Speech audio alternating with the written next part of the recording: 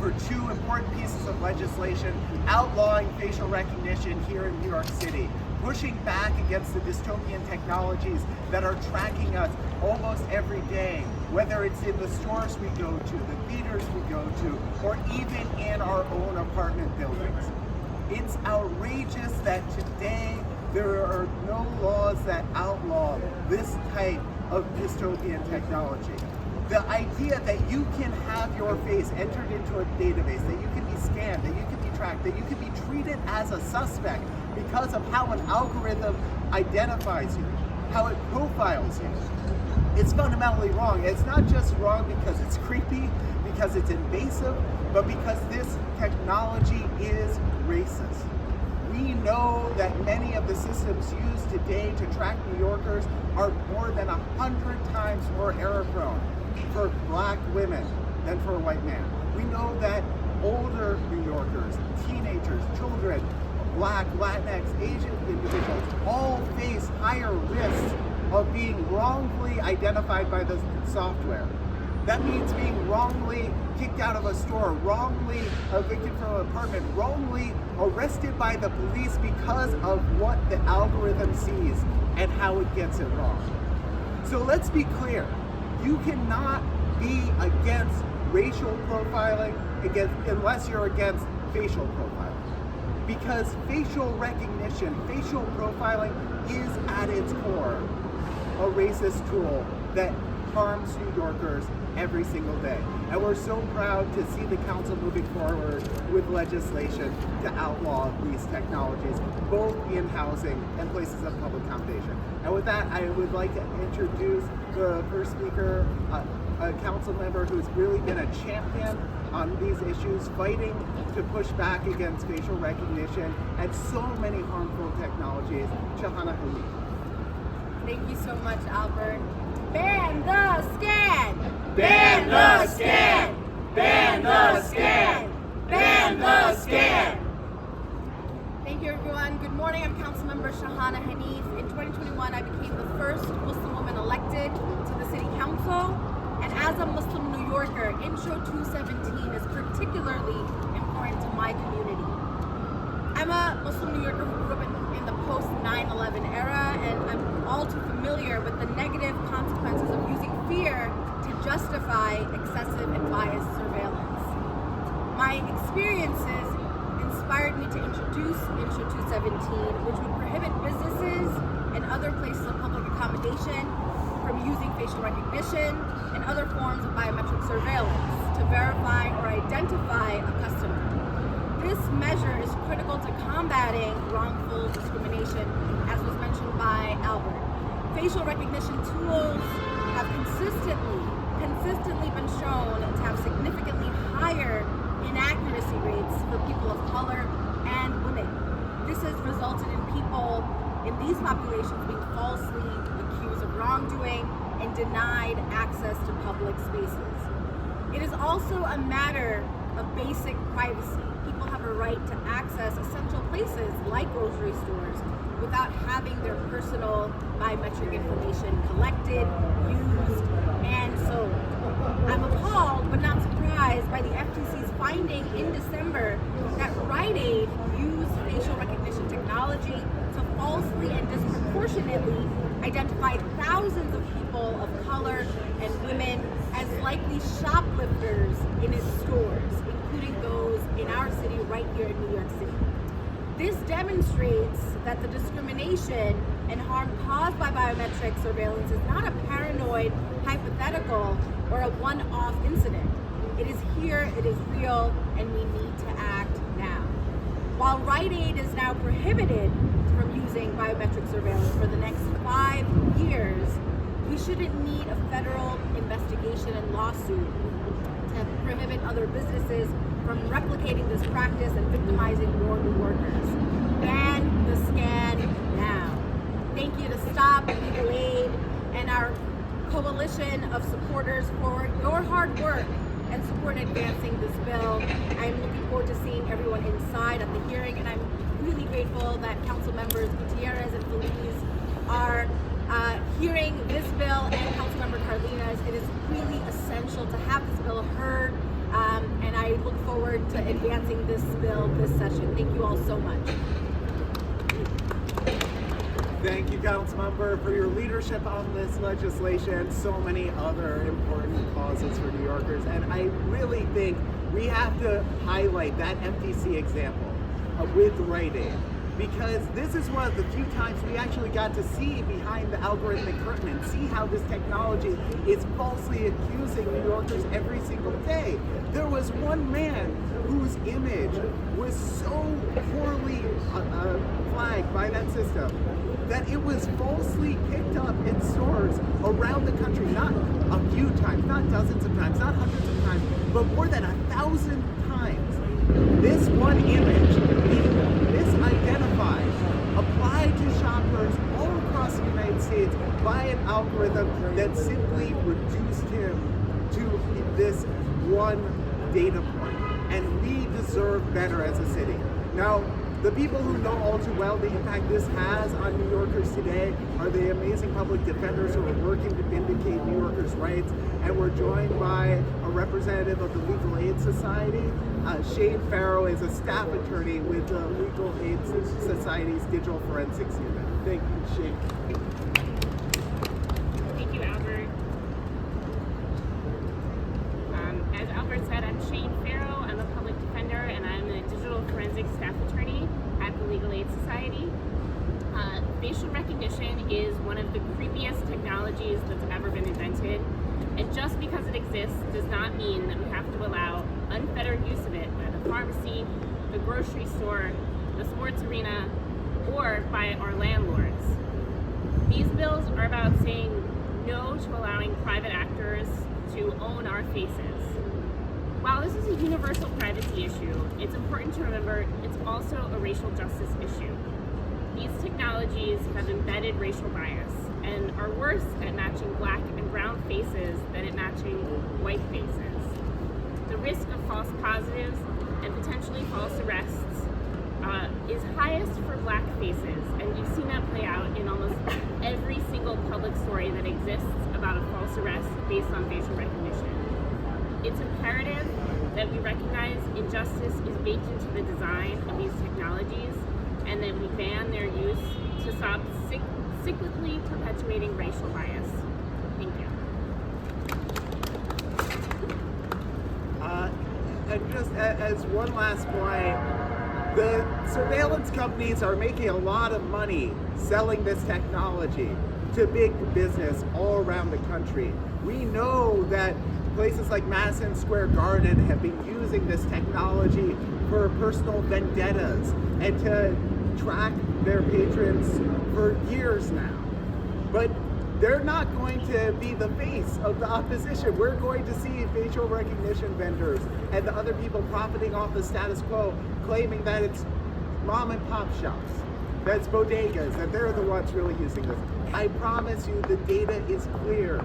This technology, it isn't something that small businesses are investing in. This is a tool that the largest businesses on the planet use every day to track us more closely and to turn our own bodies as a tool against us.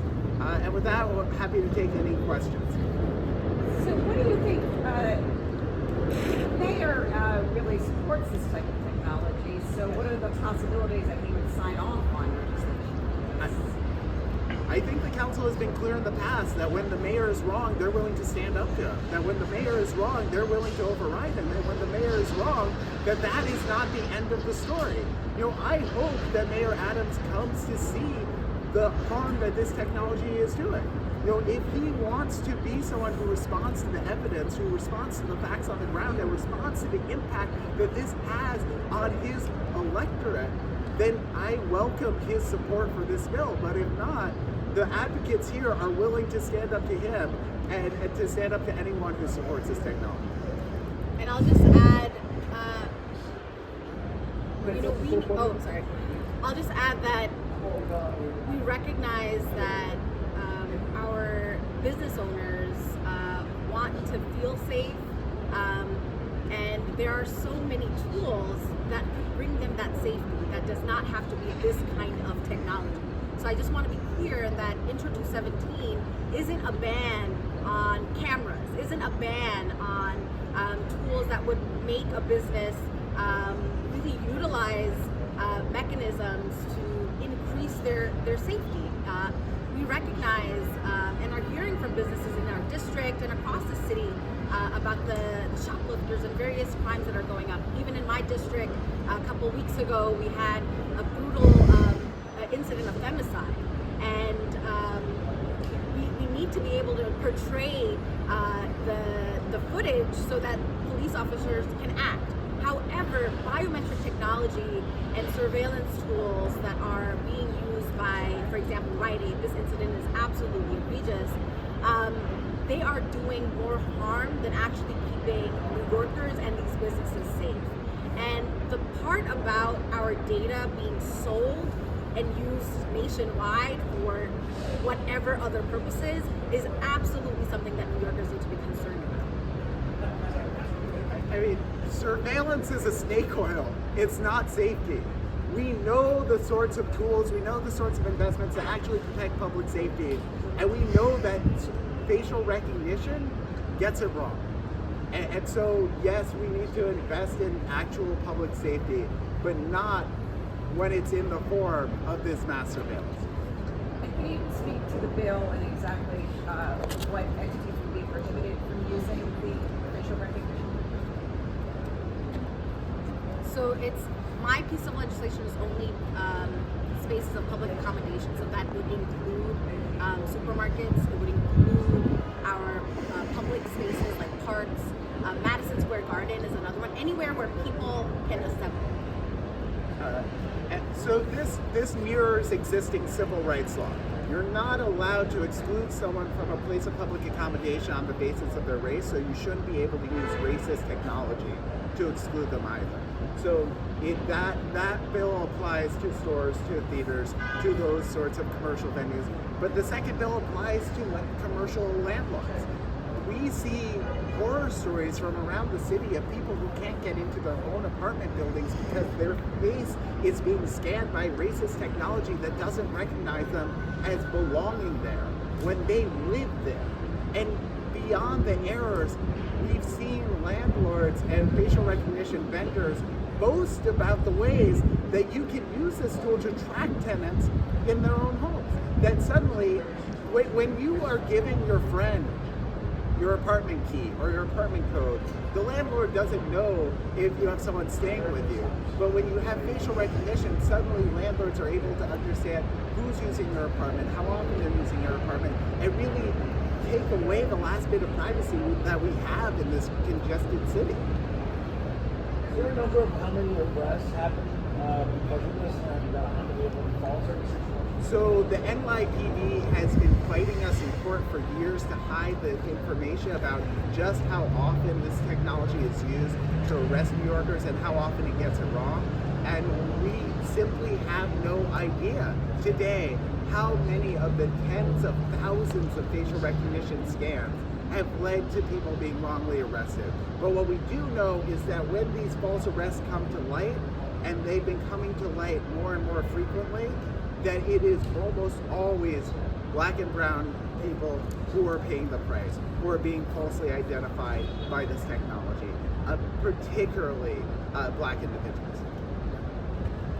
And I would just say, as a public defender, there are no cases that have been made public for various reasons, but we have seen cases of facial recognition technology being used to falsely make arrests of the wrong person, and I, for confidentiality reasons, can't say much more than that, but it has happened, and the NYPD has falsely arrested people without looking into what actually happened, just on the basis of facial recognition technology. I should also mention our community advisory board member, D-Rec. He's a protest leader who was threatened with arrest in his own home because he led a peaceful Black Lives Matter march and was tracked down using facial recognition. So we see this technology being used to target political protesters, to target our First Amendment rights, and it is so chilling the ways that this technology can be abused and just how little information we have about the way it's actually being deployed. How widely is it used in the city, I think? What? So the NYPD continues to hide the specifics of how and when they use the technology, but here's what we know. We know that the NYPD has access to more than 25 cameras. We know the NYPD has access to more than 25,000 cameras that they operate around New York City, but they also have access to more than 30,000 cameras from partner organizations, and they have access to tens of thousands of more cameras that other individuals can use to submit photos for facial recognition. We know that they run more than 10,000 facial recognition scans a year. So we know this is happening constantly, but we just have none of the accountability or oversight to actually have that day in court when the NYPD gets it wrong and New Yorkers end up falsely accused of crimes they didn't commit.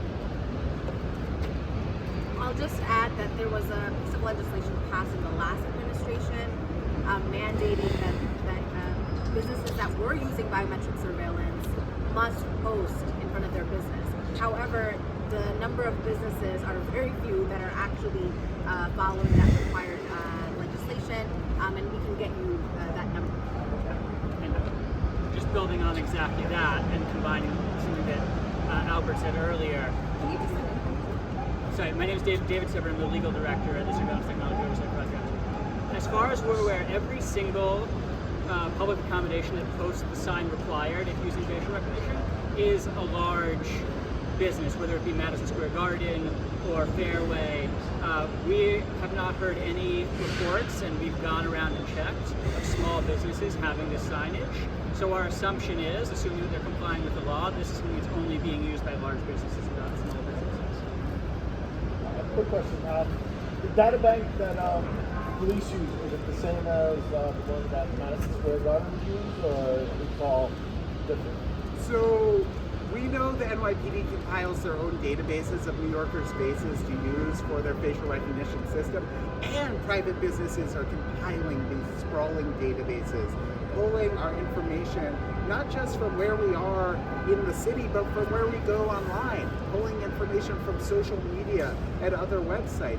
There is a multi-billion-dollar industry profiting from monetizing your face, your image, your likeness as a tracking tool and selling it to the highest bidder. And right now there's no safeguard against how that is used in New York. And when it's weaponized, not just by businesses to track customers, but in really heartbreaking ways, like the ways we hear cases about stalkerware and intimate partner violence enabled by these sorts of technologies. The way that we know that so many people can abuse facial recognition in their personal lives, and we have to make clear that in this city you should be able to walk the streets without second guessing how your face is going to be used against you.